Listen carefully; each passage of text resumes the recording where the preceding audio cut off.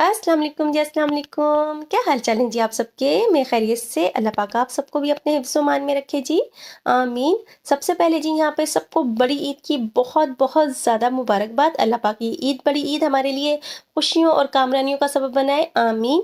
जी सब यहाँ पे मैं बहुत ही ट्रेडिशनल मज़ेदार इंतहाई ईजी रेसिपी के साथ शीर खुरमे की रेसिपी लेकर हाजिर हुई हूँ।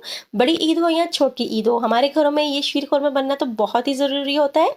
तो क्यों ना मैंने सोचा ऐसी रेसिपी आपके साथ शेयर की जाए जो कि झटपट से तैयार भी हो जाए और खाने में बहुत ही मज़ेदार और टेस्टफुल सी हो। तो चलें जी अपनी रेसिपी स्टार्ट करते हैं। सबसे पहले जी यहाँ पे मैंने एक पैन ले लिया जिसमें मैंने 2 टेबलस्पून यहाँ पे देसी घी यूज़ कर रही हूँ। अगर आपके पास देसी घी ना हो तो यहाँ पे आप डालडा घी या फिर कुकिंग ऑयल भी यूज़ कर सकते हैं, लेकिन देसी घी से टेस्ट और खुशबू बहुत मज़ेदार सी आती है। साथ ही यहाँ पे मैंने 2 टेबलस्पून जूलियन कटिंग किया हुआ काजू शामिल कर दिया है। 1 टेबलस्पून यहाँ पे मैं पिस्ता शामिल करूँगी। पानी में भिगो दिया था इनको 1 से 1.5 घंटे के लिए और फिर मैंने इसको इस तरह से जूलियन कट कर लिया था। साथ ही साथ यहाँ पे 2 टेबलस्पून यहाँ पे मैंने शामिल कर दिया है जी बादाम। अभी इनको चीज़ों को मैं घी में शामिल करने के बाद 2 से 3 मिनट फ्राई करूँगी ताकि इसमें बेहतरीन सा क्रंचीपन आ जाए, प्यारी सी खुशबू आ जाए। 2 से 3 मिनट फ्राई करने के बाद अब मैं इसमें शामिल करूँगी 1 टेबलस्पून जितना ही यहाँ पे सूखी खजूर शामिल की है और 1 टेबलस्पून जितनी ही यहाँ पे मैंने किशमिश शामिल कर दी है, जिसको मैंने अच्छी तरह से धो लिया था और साफ कर लिया था। 1 मिनट मज़ीद इसको मैं ड्राई फ्रूट के साथ फ्राई करूँगी और यहाँ पे हम शामिल कर देंगे 1 पैकेट सेवइयों का अच्छी तरह से छोटा-छोटा सा करके। अच्छा जी, यहाँ पे पैकेट वाली सेवइयाँ यूज़ कर रही हूँ और 2 लीटर हमने दूध यूज़ करना है शीर खुरमे के लिए, तो 1 पैकेट बेहतरीन रहता है 2 लीटर दूध के लिए। सेवइयाँ शामिल की हैं क्योंकि ये पैकेट वाली हैं तो डार्क होती हैं, इनको भुनाई बहुत ज़्यादा नहीं करनी होती, तो इसलिए मैंने बाद में पहले ड्राई फ्रूट फ्राई किया, उसके बाद यहाँ सेवइयाँ शामिल करने के बाद 3 से 4 मिनट भुनाई करूँगी बिल्कुल धीमी आँच पर। अगर आपके पास लाइट वाली सेवइयाँ हो ना तो उसको पहले उसको फ्राई कीजिएगा, उसके बाद इसमें ड्राई फ्रूट डाल के फ्राई कीजिएगा क्योंकि उनको ज़्यादा भूनना पड़ता है। और देखिए जी बेहतरीन सी हमारी सेवइयाँ भुन चुकी हैं। कलर देखें जी माशाल्लाह से खुशबू इस टाइम पे बहुत प्यारी आ रही थी।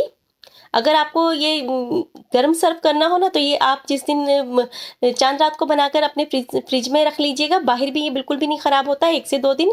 और जिस दिन सर्व करना हो उस दिन दूध बॉयल कीजिए और अपनी ये सेवइयाँ उसमें शामिल कीजिए और सर्व कर दीजिए। इसको अलग से हम प्लेट में निकाल लेंगे। बहुत मज़ेदार बनकर ये शीर खुरमा तैयार होता है। चलें जी दूसरी तैयारी करते हैं जी। कैरेमल शीर खुरमा बन रहा है, जिसके लिए यहाँ पे मैंने एक कढ़ाई ले ली है। इसमें मैं शामिल कर दूंगी यहाँ पे 2 टेबलस्पून चीनी, जिससे इसका टेक्सचर, टेस्ट और कलर बहुत खूबसूरत और मज़ेदार सा आएगा। शीर खुरमे में अरोमा जो कैरेमल का आता है बहुत मज़ेदार होता है। एक बार इस तरीके से लाजमी इस रेसिपी को ट्राई कीजिएगा। अब तकरीबन 4 से 5 मिनट बिल्कुल धीमी आंच पर, यानी कि चीनी का कलर चेंज होने पर तक हम इसको पकाएंगे।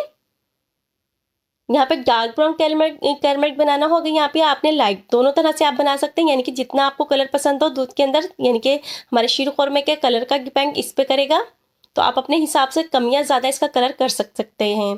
देखिए जी बेहतरीन सा कैरमल हमारा तैयार हो चुका है। अब मैं इसमें शामिल कर दूंगी 2 लीटर दूध। यहाँ पे फुल क्रीम मिल्क यहाँ पे मैं यूज़ कर रही हूँ, खुला दूध यूज़ कर रही हूँ।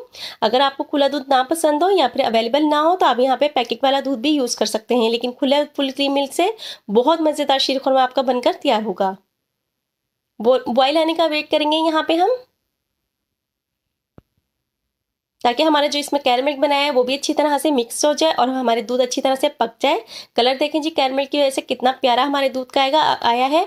अब हम आगे इसको बहुत ज़्यादा हमें पकाना नहीं पड़ेगा और टेस्ट और टेक्सचर इसका बेहतरीन सा बनेगा।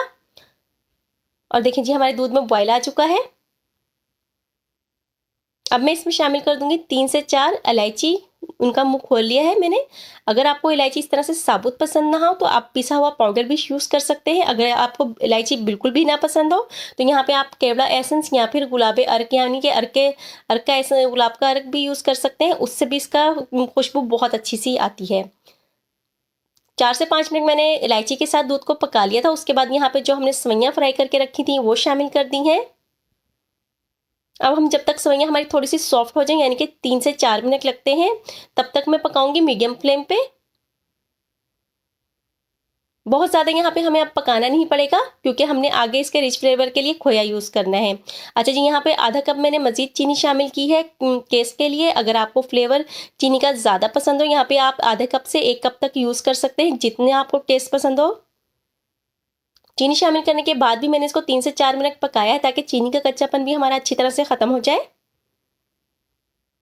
और देखिए जी इसमें रिचनेस देखें जी, कलर देखें जी हमारे शीरखुरमे का माशाल्लाह से कितना खूबसूरत बना है।